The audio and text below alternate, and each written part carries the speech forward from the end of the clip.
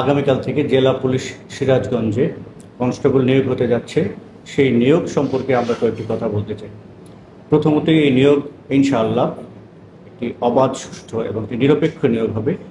এই নিয়োগে আপনারা কোনো ধরনের লোভ, লালসা কিংবা প্রভাবিত হয়ে কারোর সাথে কোনো লেনদেনে যাবেন না এবং একইভাবে কোনো রকমের তদবির করার চেষ্টা করবেন।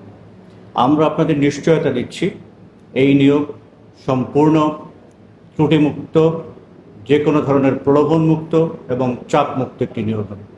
বাংলাদেশ পুলিশ নিয়োগের ক্ষেত্রে তার যে ঐতিহ্য ধরে রেখেছে, তারই ধারাবাহিকতায় এই নিয়োগ আমরা সুষ্ঠু, সুন্দর, মেধা এবং যোগ্যতার ভিত্তিতে আমরা অনুষ্ঠান করব ইনশাআল্লাহ।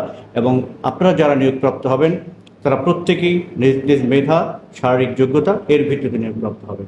এখানে কোনো ধরনের তদবির গ্রহণযোগ্য হবে না।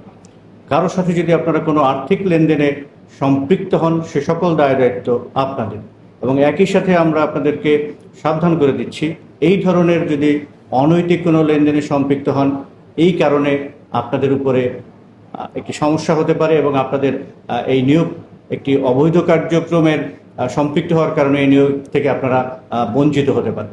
আমি আপনাদেরকে দৃঢ়ভাবে বলতে চাই, আমরা সম্পূর্ণ নিরপেক্ষভাবে মেধা এবং যোগ্যতার ভিত্তিতে আপনাদের নিয়োগ কার্য সম্পন্ন করবো ইনশাআল্লাহ। আপনারা নিজের যোগ্যতা বলে নিয়োগপ্রাপ্ত হবেন, তাই কোনো চিন্তা না করে বই নিয়ে পড়াশোনা করুন এবং ফিজিক্যাল যে বিষয়গুলো রয়েছে, শারীরিক যে দক্ষতা এবং যোগ্যতার বিষয়গুলো রয়েছে, এগুলো নিশ্চিতকরণে আপনারা আপনাদের চর্চা অব্যাহত রাখুন।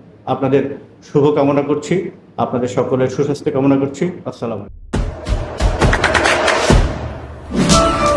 দেশে দেশে সবার সাথে দ্য নিউজ।